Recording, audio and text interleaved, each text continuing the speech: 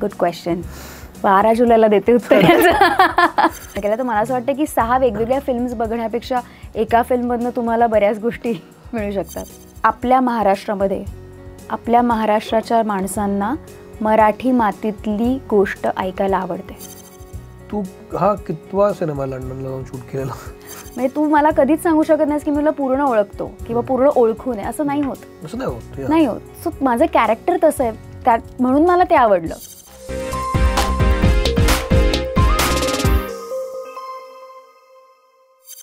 नमस्कार, मी सौमित्र बोटे. मित्र म्हणे लाईमलाईटमध्ये मी तुम्हा सगळ्यांचं स्वागत करतो. आपल्यासोबत आहे अभिनेत्री दीप्ती देवी. दीप्ती देवी अलीकडे म्हणजे नेहमीच अनेक दिवसांपासून महिन्यांपासून सोशल मीडियावर खूपच ॲक्टिव्ह झाली आहे आणि रील्समध्ये आपण तिला पाहत असतो. पण त्यातही इंटरेस्टिंग गोष्ट अशी आहे की आता तिचा सिनेमा येतोय बाईगा नावाचा. त्यानिमित्तानं ती स्वप्नील, प्रार्थना, सुकन्याताई असे सातत्याने दिसत राहतात आम्हाला आणि आम्ही पाहत असतो. तर या सिनेमाची गोष्ट काय आहे, तिचा रोल काय आहे आणि बाईग तिच्या इतक्या का जवळचा आहे, या एकूणच अनुषंगानं आपण तुझ्याशी बोलूया. तुझं खूप स्वागत. Thank you Saumitra, once again.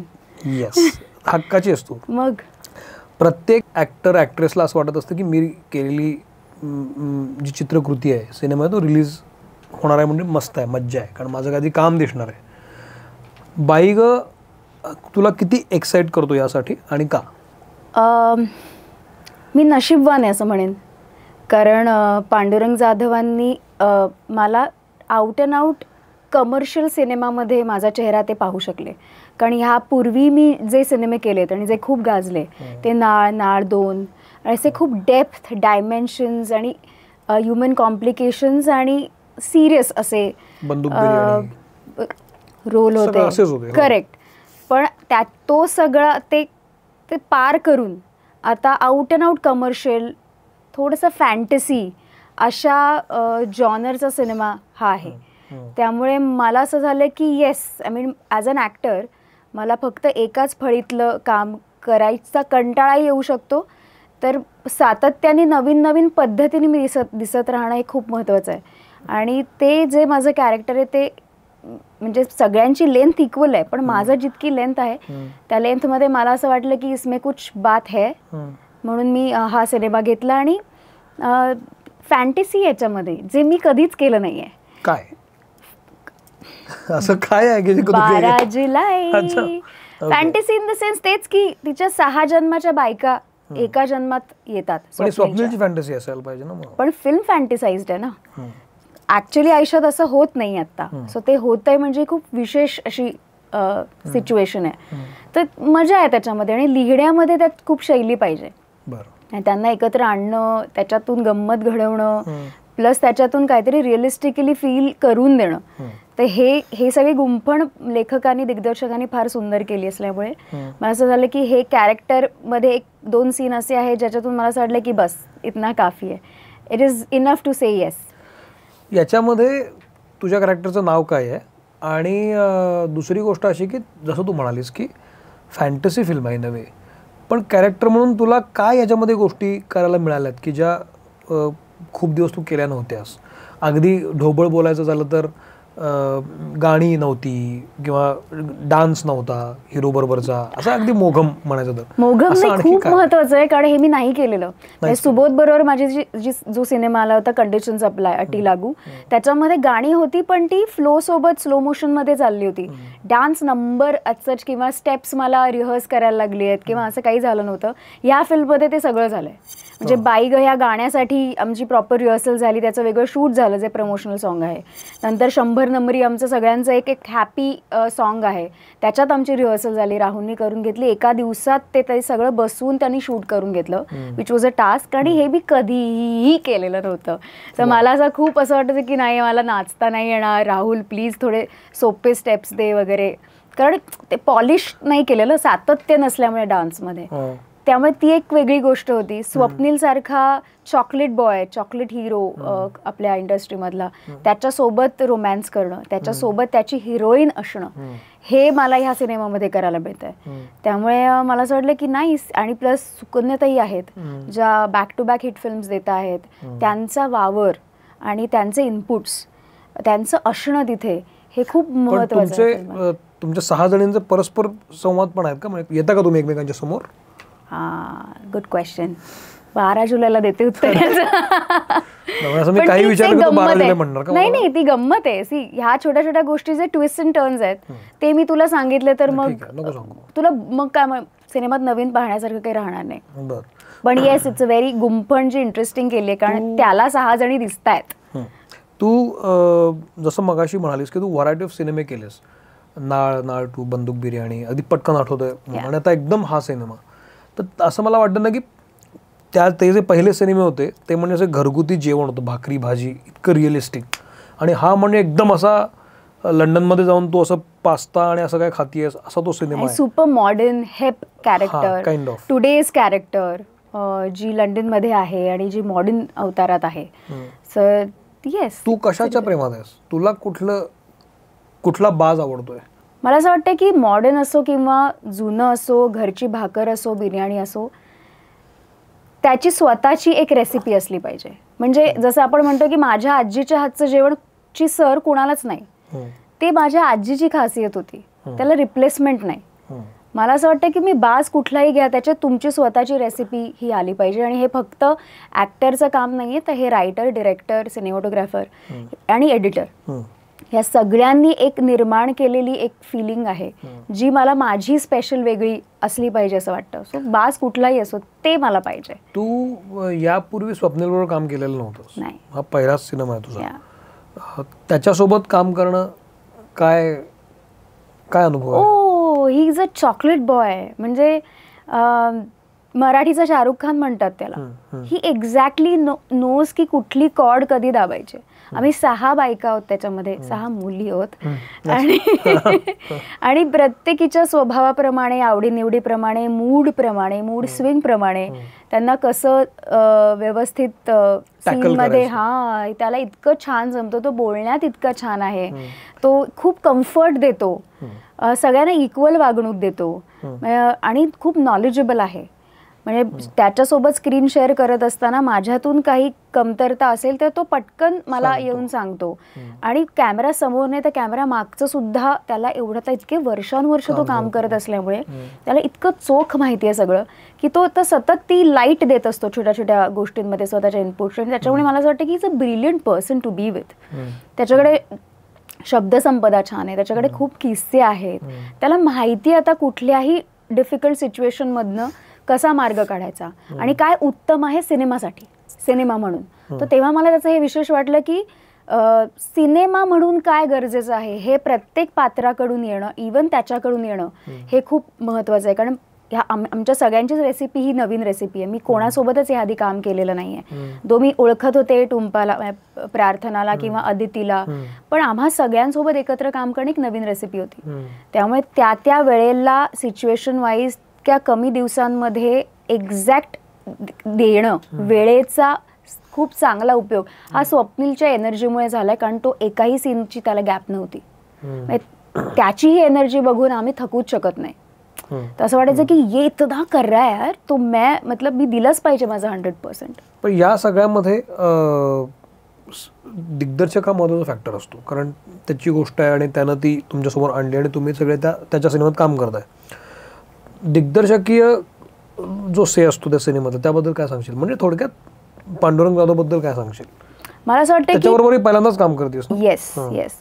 पण त्यांना ती कथा कशी सुचली, त्यांचं एक इंटरेस्टिंग हे होतं की त्याला त्याच्या आजीला इथे ते गोंदवायचं ना, तर ते असताना सर जेव्हा लहान होते तेव्हा त्यांनी विचारले, आजी हे काय आहे?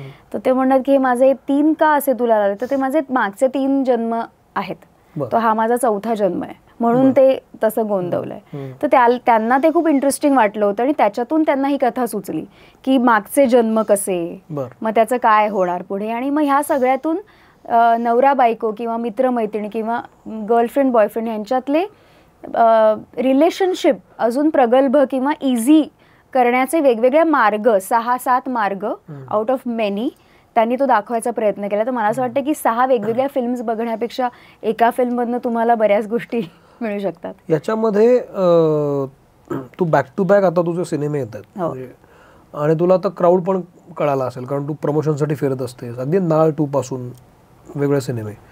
या सिनेमाच्या निमित्तानं पण तू मीडियासोबत गप्पा मारतेस, बोलतेस. Over the period of time ह्या काळाबद्दल म्हणतोय, 3 सिनेमांबद्दल, लोकांची रुची मराठी सिनेमाप्रती काय आहे, काय सांगशील? मला अजूनही वाटतं सौमित्र, आपल्या महाराष्ट्रामध्ये, आपल्या महाराष्ट्राच्या माणसांना मराठी मातीतली गोष्ट ऐकायला आवडते. पण तुम्ही त्याचं ती तुम्ही नस पकडायला पाहिजे जी मराठी मातीतली आहे. कल्चर असो किंवा काही असो, छोट्याशा गोष्टी किंवा आपली आधीपासून चालत आलेली परंपरा असो, त्यातल्या बारकावे तू एक जरी बारकावा पकडलास आणि त्याच्यावर जर तू कथा गुंफलीस ना, त्यांना असं वाटतं की अरे मला माहिती आहे, माझी ओळख आहे या गोष्टींना, आणि तो पटकन अटॅच होतो त्या गोष्टी. मला असं वाटतं की मराठी मातीतलीच गोष्ट तुम्हाला सांगण्याची पण पद्धत वेगळी असू शकते, पण ती तितकी ही जी गोष्ट आहे ती लंडनमध्येच शूट करणं गरजेचं होतं अशी आहे. हो, डेफिनेटली आहे. कारण हिरोची जी एक तो ज्या संकटात सापडतोय की इथून तो तिथे गेलाय, त्याला तिथेही कमवायचे आहेत, आपल्या बायकोच्या हजार अपेक्षा आहेत, त्यांची दोघांची स्वप्न आहेत, त्याच्यासाठी त्याची धावपळ जी होती की पैसे कमवणे, जॉब सुद्धा तुम्हाला आता फक्त 9 to 5 राहत नाही, तिथे पण लॉंग आवर्स काम करायला लागतात. याच्यातून मग बरं तिथे सोशल लाईफ खूप कमी असतं तिथे, त्यामुळे बायको एकटी पडणं किंवा त्याला काम आणि घर हे न सुचणं, प्रवास मोठा असणं, कल्चरल डिफरन्स येणं, त्यामुळे आयसोलेशन होणं, ह्या सगळ्या मेंटॅलिटीतून त्या पेअरमध्ये जे काही ताणतणाव निर्माण होतात त्याच्यासाठी परदेश दाखवणं फार गरजेचं होतं. तू हा कितवा सिनेमा लंडनला जाऊन शूट केलेला? रिलीज झालेला लंडन मधला माझा पहिला आहे, पण ह्याच्या पुढे जागो मोहन प्यारे नावाचा सिनेमा, ब्रिलियंट सिनेमा आहे, मी त्याच्या रिलीजची वाट बघते. नाटकावरचा आहे? येस, नाटकाचा आहे. प्रियदर्शन जाधवनी डिरेक्ट केलाय. त्याच्यात अनिकेत विश्वासराव आणि सिद्धार्थ जाधव आहे. ब्रिलियंट कामं केलीत त्यांनी आणि खूप क्यूट गोष्ट आहे ती. तर तू नाटक पाहिलं असेल तर तुला साधारण ऑनलाईन माहिती आहे. तर तो सिनेमा आहे. चतुर चोर नावाचा एक out and out comedy madness. तुम्हाला त्यात कधीही असं पाहिलेलं नसेल. ऑफस्क्रीन मे बी माझा मॅडनेस तुला माहिती आहे, पण तिकडे म्हणजे मला असं होतं की डोकं अंदाज अपना जसा होता त्याहूनही into 5x असं ते कॅरेक्टर आहे. त्यामुळे ते खूपच वेगळे आहेत. त्याच्यासाठी आतुर आहे. तर ते फिल्मचं शूट पूर्ण. लंडनला म्हणजे बऱ्याचदा गेलेली असतो या सिनेमाच्या निमित्तानं, शूटच्या निमित्तानं. हा, लंडन कसं वाटलं तुला, गाव, शहर? मला ना तिथला हेज आणि ते कलर पॅलेट मला खूप आवडतं. इन टर्म्स ऑफ निसर्ग मला भयंकर आवडतं. थोडंसं संध्याकाळ जशी असतं नाही, ऊनही नाही आणि खूप अंधारही नाही, तर ते तिथे सतत असतं तसं ॲटमॉस्फिअर, आणि मला ते भयंकर आवडतं. शांत करते तिथलं वातावरण मला असं. आणि अदरवाईज खूप थंडी असते जी मला सहन होत नाही. या सगळ्या सिनेमामध्ये आता बाईग सिनेमा रिलीजवर आहे आणि जसं मगाशी म्हणालो मी, तू प्रमोशनच्या निमित्त फिरत असतेस. ह्या सिनेमाच्या निमित्तानं किती ठिकाणी फिरली आहेस तू? खरंच फिरणं झालंय का? मीडियाशी बोलणं झालंय का? महाराष्ट्रात काय हवं आहे तुला कळली आहे का? मला असं वाटतं की बायकांना आता थिएटरमध्ये जायची खूप इच्छा आहे. एकदम काय असं झालं बायकांना? पास न तक दरवेळेला तुम्ही घर सांभाळतातच त्या, पण त्यांची कथा जर कोणी मांडायला तयार असेल तर त्यांना का नाही तेवढं आपण काय म्हणतो एक चांगलं ॲटमॉस्फिअर द्यावं. तर त्यांच्यासाठी पण थिएटर आहेच ना. अलीकडे वुमन सेंट्रिक सिनेमा इतके वाढले की ती लाटच आली आहे जिम्मानंतर. त्या अनुषंगानं मला प्रश्न होता की इतकं बायकांना सोबत घेऊन सिनेमे करण्यामागचं काय एकदम ही लाटका आली असेल असं वाटतं तुला? कारण दुर्लक्षित होतं खूप. पॉइंट ऑफ व्ह्यू मांडणं आता सुरुवात झाली आहे, आणि हा सिनेमा फक्त बायकांचा नाहीच आहे. इनफॅक्ट हा सिनेमा जास्त पुरुषांचा आहे. कारण तुम्ही सतत म्हणता की आम्हाला बाई कितीही, मला कळतच नाही शेवटपर्यंत नक्की तिचं म्हणणं काय, नक्की तिला काय हवंय. तर मनातली गोष्ट पुरुषांना कळणे फार अवघड आहे. त्यामुळे ऍक्च्युली पुरुषांना हे जे मोठं कोडं पडलं की बाबा हिला कसं समजू किंवा समजवून देऊ, तर त्याच्यासाठी ऍक्च्युली त्यांनी पाहायला पाहिजे हा सिनेमा. आय एम शुअर की आधी बायका बघतील, कारण नाव बाईग आहे ते त्यांना ड्राईव्ह करतं, पण परत ते तिकीट काढून म्हणतील की ओ चला जरा मी तुम्हाला एक सिनेमा दाखवते असं म्हणून. आय एम क्वाईट शुअर की नवरा बायको, गर्लफ्रेंड बॉयफ्रेंडनी हा सिनेमा पाहायला पाहिजे, कारण हा रिलेशनशिपवरचा सिनेमा आहे. या सिनेमामध्ये तू जे काही सीन्स केले असतील, मला मी असं नाही म्हणतो तू रिव्हील कर, पण असं काही सीन तुझ्या वाट्याला आले का की हे करताना मजा आली मला, किंवा हे करताना कस लागला, किंवा हे जेव्हा माझ्या हातात आले सीन करायचे तेव्हा मला कसं लक्षात आलं की कसं करू मी हे सीन आता, असं काही चॅलेंज वाटलं काय असं?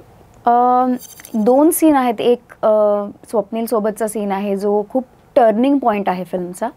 तो टर्निंग पॉईंट माझ्यामुळे होतो ह्याचा मला खूप आनंद आहे. तेवढं वेटेज मला दिलं गेलं, दीप्ती देवी अभिनेत्री म्हणून माझ्यावर तेवढा विश्वास ठेवला गेला याचा मला म्हणजे मला खरं उतरायचं होतं त्यामुळे मला प्रेशर नव्हतं, पण I was eager to shoot की तो सीन कधी शूट होतोय, आणि तो खूप सहज शूट झाला.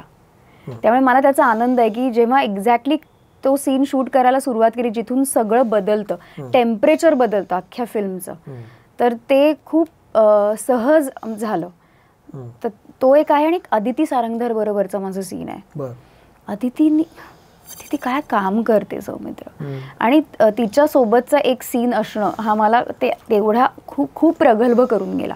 आमच्या दोघींचा एक रिव्हिलेशन सीन आहे, आणि त्याच्यामध्ये ज्या पद्धतीने तिने कॅमेराला समजून, वाक्य समजून, ती कॅरेक्टर समजून ती बोलली आहे, त्यामुळे गिव्ह अँड टेक इतकं सुंदर झालं. बरं आम्ही आधी रिहर्सल केली नाही, काहीच नाही, पण त्या सीनमध्ये, त्या ॲटमॉस्फिअरमध्ये, त्या सगळ्या जे काय आर्ट होता त्याच्यातून जे काही बाहेर पडलंय आमचं, तो फार सुंदर सीन झालाय. आणि मला असं वाटलं ह्या 2 सीनसाठी मी हा सिनेमा करते. अरे वा, डेफिनेटली ना, कारण मला आता असं सध्या लाट आहे की there is no one hero और one heroine. It's a story which is hero and heroine. त्यामुळे तुम्ही त्याच्यात फक्त एक एक दागिने घालत असता त्या गोष्टीला, तर त्यातला मी एक महत्वाचा दागिना आहे. तर ह्यात आता सध्या तीच लाट आहे. त्यामुळे मला असं वाटलं की yes, this is the film that I should take it. शेवटचे काही प्रश्न विचारतो. त्यापैकी एक महत्त्वाचा फॅक्टर मला असं वाटतं की ह्या सिनेमात वेगवेगळा काळ दिसतो, वेगवेगळ्या काळातल्या स्त्रिया समोर येतात, असं स्वप्नील अनेक प्रेसमध्ये बोललेलं आहे. आणि अटायर किंवा नम्रताचा अटायर पाहूनच कळतो. तो तुझा काळ कुठला आहे सिनेमावर? सी, माझं कॅरेक्टर मी तुला अगदी थोडक्यात पण फार रिव्हील न करता असं सांगते की आपली एक बायको असते. नाही, आपली एक बायको असते, पण मनात एक असतं ना की बायको आहे ते ठीक आहे, पण वो बायको से भी ज्यादा है. म्हणजे बायकोपेक्षाही एक तुमची एक मोठी सखी असते. माझं पात्र थोडंसं त्या दिशेने जातं. त्यामुळे त्याला कुठला काळ योग्य आहे तुला फक्त फिल्ममध्ये कळेल, पण that is the only character which is mysterious.